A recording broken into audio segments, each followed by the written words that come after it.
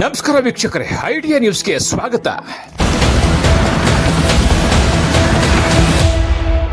ಕೋಲಾರ ಜಿಲ್ಲಾ ಮುಳಬಾಗಿಲು ನಗರದಲ್ಲಿ ಸುಮಾರು ಒಂದು ವಾರದಿಂದ ದಲಿತ ಪರ ಸಂಘಟನೆಗಳು ಒಂದು ಕಾರ್ಯಕ್ರಮ ಮಾಡಬೇಕು ಅಂತ ಹೇಳಿ ಪಾಂಪ್ಲೆಟ್ ಅನ್ನ ಕರೆಪತ್ರಗಳನ್ನು ಹೊರಡಿಸಿದ್ರು.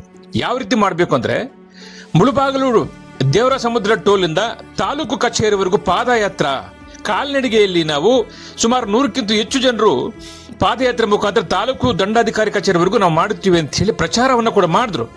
ಇಡೀ ತಾಲೂಕೆ ಸದ್ದಾಯಿತು. ದಂಡಾಧಿಕಾರಿಗಳಿಗೆ ಕೂಡ ಇದೊಂದು ಸ್ವಲ್ಪ ಸುರುಕಾಯಿತು, ಶಾಸಕರಿಗೂ ಕೂಡ ಸುರುಕಾಯಿತು. ಏನಪ್ಪ ಇವರು ಈ ರೀತಿ ಮಾಡ್ತಾರೆ ಅಂತೇಳಿ ಪಾಂಪ್ಲೆಟ್ ಕರೆಪತ್ರ ಕೊಡುವಾಗ ಸುದ್ದಿಗೋಷ್ಠಿಯನ್ನು ಕೊಟ್ಟರು. ಇದೇ ಕಿಲಳ್ಳಿ ಸತೀಶ್ ಅವರು.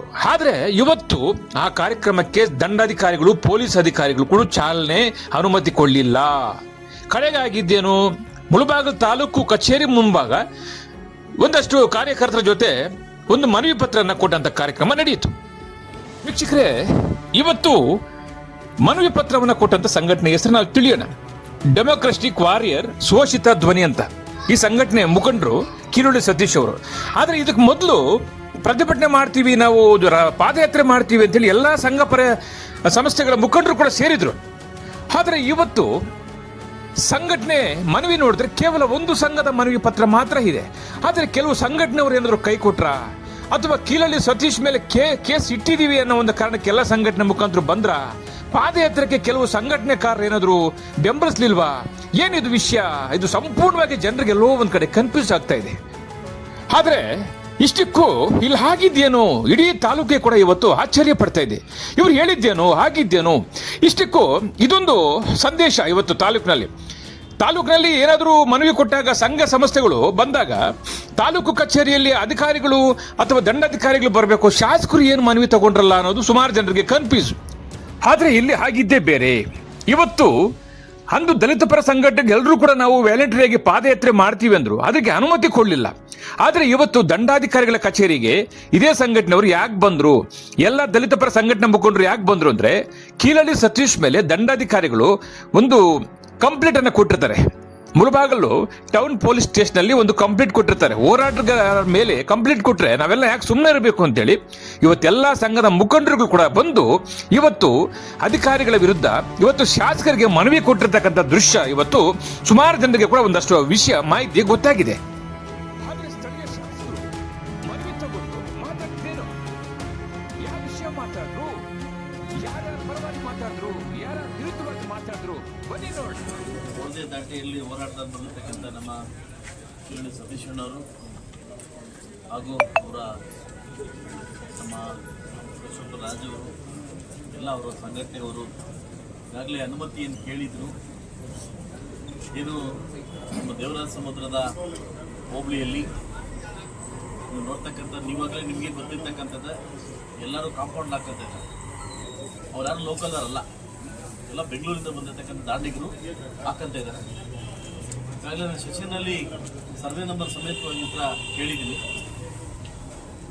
ನನಗೂ ಕೆಲವೊಂದು 5-6 ಸರ್ವೆ ನಂಬರ್ ಮಾಹಿತಿ ಬಂದಿದೆ. ಸುಮಾರು 26 ಎಕರೆ ಜಮೀನನ್ನು ಲಾಸ್ಟ್ ವೀಕು ಕಳೆದ ಒಂದು ತಿಂಗಳಿಂದ ನಾವು ಅದನ್ನು ವಾಪಸ್ ತಗೊಂಡಿದ್ದೀವಿ. ಯಾರು ಬೇರೆ ಹಾಕಿದ್ರು ವಾಪಸ್ ತಗೊಂಡಿದ್ದೀವಿ.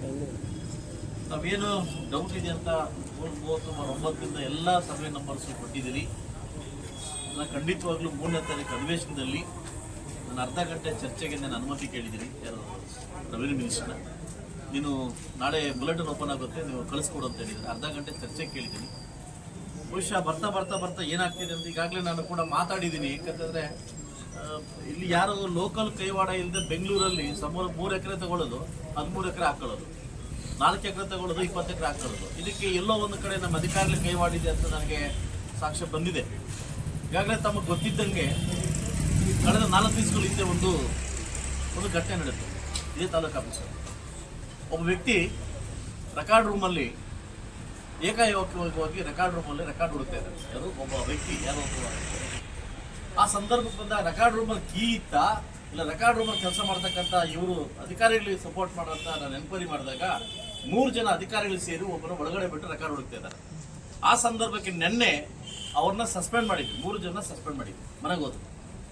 ಎಲ್ಲ ಅಧಿಕಾರಿಗಳಿಗೆ ಒಂದೇ ಎಚ್ಚರಿಕೆ ಕೊಡೋದು, ಇವತ್ತು ನೀವು ತಿನ್ಬೋದು, ಮತ್ತು ನಾಳೆ ದಿವಸ ಉತ್ತರ ಕೊಡೋದು ನೀವೇ, ತಿಂದ ಮೇಲೆ ಉತ್ತರ ಕೊಡ್ತಕ್ಕಂಥ ನೀವೇ. ತಿನ್ನಕ್ಕಿಂತ ಮುಂಚೆ ಎಷ್ಟು ಮಾಡಿ ತಿನ್ಬೇಕಾ ಬೇಡ ಅಂತ ಸೊ ಅದರಿಂದ ನಾನು ನಮ್ಮ ಏನು ಸಂಘಟನೆಗೆ ಕೇಳೋದೊಂದೇ, ದಯವಿಟ್ಟು ನಿಮ್ಮ ಮನವಿಯನ್ನು ನಾನು ಕೊಡಿ. ನನಗೆ ದಾಟಿ ಹೋದರೆ ಖಂಡಿತ ನೀವು ಹೋರಾಟಕ್ಕೆ ಹೋಗಿ. ಇದೇ 3ನೇ ತಾರೀಕು ರೆವಿನ್ಯೂ ಮೇಲೆ ಚರ್ಚೆ ಕರೆದಿದ್ದೀನಿ. ಏನೇನು ಎಷ್ಟೆಷ್ಟು ಸಾವಿರಾರು ಎಕರೆ ಇರ್ಬೋದು, 100 ಎಕರೆ ಇರ್ಬೋದು, ಏನು ದಾಂಡಿಗರು ಬಲಾಢ್ಯರು ಮುಳಬಾಗಲ್ ತಾಲೂಕು ಬಂದು ಏನು ಬೇಲಿ ಹಾಕೊಂಡಿದ್ದಾರೆ, ಖಂಡಿತವಾಗ್ಲೂ ಸರ್ವೆ ನಂಬರ್ ಬಿಟ್ಟು ಖರಾಬ್ ಜಮೀನು ಹಾಕೊಂಡಿದ್ರೆ ಬಿಡಿಸತಕ್ಕಂಥ ಕೆಲಸವನ್ನ ನಾನು ಅಲ್ಲಿಂದನೇ ಆರ್ಡರ್ ತಗೊಂತೀನಿ. ಇದಕ್ಕೆ ಯಾವುದೇ ಕಾರಣಕ್ಕೂ ಮಾಡಕ್ಕೆ ನಾನು ಬಿಡೋದಿಲ್ಲ. ಈಗಾಗಲೇ ತಮಗೆ ಗೊತ್ತಿದ್ದಂಗೆ ಒಂದು 4.5 ಕೋಟಿ 5 ಕೋಟಿ ಅಂಬೇಡ್ಕರ್ ಭವನ ಚೌಲ್ಟ್ರಿ ಕಟ್ಟಬೇಕಂತ ನಾನು ಮಾಡಿದ ಆ ಜಾಗದ ಮೇಲೆ ಕೈ ಸ್ಟೇ ತಂದರು ಈ ಒಂದು ತಾಲೂಕಲ್ಲಿ. ಸೊ ಅದರಿಂದ ದಯವಿಟ್ಟು ತಾವು ಇದನ್ನ ಕೈ ಬಿಡಬೇಕು ನಾನು ಮನವಿ ಮಾಡ್ತೀನಿ. ಏನು ಹಿಂದೆ ಆಗಿದೆ ಅದನ್ನು ನಾನು ಕೂಲಂಕುಷವಾಗಿ ಪರಿಶೀಲನೆ ಮಾಡಿ ನಿಮ್ಗೆ ನ್ಯಾಯ ಸಿಗುತ್ತೆ ಅಂತ ನಾನು ಮಾಡ್ತೀನಿ ಅಂತ ಹೇಳ್ತಾ, ದಯವಿಟ್ಟು ನನ್ನ ಮೇಲೆ ಗೌರವ ಇದೆ, ತಾಲೂಕು ಆಡಳಿತ ಒಂದು ಗೌರವ ಇಟ್ಕೊಂಡು ಈ ಒಂದು ನೀವು ಸ್ಟ್ರೈಕ್ನ ಕೈ ಬಿಡಬೇಕು. ಯಾವುದೇ ಕಾರಣಕ್ಕೂ ಜಾಥಾ ಹೋಗೋದಾಗ್ಲಿ ಇದಾಗೋದಾಗ್ಲಿ ಕಾನೂನು ಸುವ್ಯವಸ್ಥೆ ಕಾಪಾಡ್ತಕ್ಕಂಥ ತಾವೆಲ್ಲ ಹೋರಾಟಗಾರರು ತಮ್ಗೆ ಗೊತ್ತಿದೆ. ನಾನಂತೂ ಒಂದು ಮಾತು ಹೇಳ್ತೀನಿ, ದಯವಿಟ್ಟು ಈ ಹೋರಾಟದ ಹಿಂದೆ ನಾನು 3ನೇ ತಾರೀಕಿನ ನನ್ನ ಶಕ್ತಿ ತೋರಿಸ್ತೀನಿ. 3ನೇ ತಾರೀಕಿನ ನನ್ನ ಶಕ್ತಿ ನಾನು ತೋರಿಸ್ತೀನಿ. ನಿಮ್ಮ ಹೆಸರು ಸಮೇತವಾಗಿ ಸಂಘಟನೆ ಸಮೇತವಾಗಿ ನಾನು ಸೆಷನ್ ಮಾತಾಡ್ತೀನಿ. ಇಂಥ ಸಂಘಟನೆಗಾರರು ಸ್ಟ್ರೈಕ್ ಮಾಡ್ಬೇಕಂತ ಹೊರಟಿದ್ದಾರೆ. ನೀವೇನಾದ್ರೂ ದೇವರಾಜ ಸಮಾಜದ ಎಲ್ಲ ಒಂದು ನೀವು ಅಳತೆ ಮಾಡಿ ಸರ್ವೆ ಮಾಡ್ತಾ ಇದ್ರೆ ನಾನು ಕೂಡ ಅವ್ರ ಜೊತೆ ಸೇರಿ ನಾನು ಸ್ಟ್ರೈಕ್ ಹಿಡಿತೀನಿ ಅಂತ ಒಂದು ಮಾಡ್ತೀನಿ. ಖಂಡಿತವಾಗ್ಲೂ ಮಾಡ್ತೀನಿ.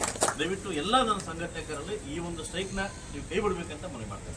ವೀಕ್ಷಕರೇ, ಇಂತಹ ವಿಡಿಯೋಗಳು ನೋಡಬೇಕಾದ್ರೆ ಐಡಿಯಾ ನ್ಯೂಸ್ ಅನ್ನು ಸಬ್ಸ್ಕ್ರೈಬ್ ಮಾಡಿ, ಶೇರ್ ಮಾಡಿ, ಲೈಕ್ ಮಾಡಿ.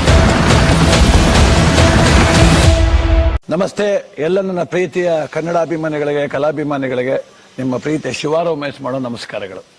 ಕೋಲಾರದ ಸಮಸ್ತ ಬಂಧುಗಳು, ಕರ್ನಾಟಕದ ಎಲ್ಲ ಕಲಾಭಿಮಾನಿಗಳು, ಕನ್ನಡಾಭಿಮಾನಿಗಳು ಈ ಐಡಿಯಾ ನ್ಯೂಸ್ ಚಾನಲ್ನ ಸಬ್ಸ್ಕ್ರೈಬ್ ಮಾಡ್ಕೊಳ್ಳಿ, ಬೆಂಬಲಿಸಿ, ಆಶೀರ್ವದಿಸಿ, ಆನಂದಿಸಿ, ವಿವೇಚಿಸಿ, ವಿಚಾರಿಸಿ. ಐಡಿಯಾ ನ್ಯೂಸ್ ಚಾನಲ್ಗೆ ತಾವೆಲ್ಲರೂ ಕೂಡ ಚಂದರ್ರಾಜ್. ಧನ್ಯವಾದಗಳು.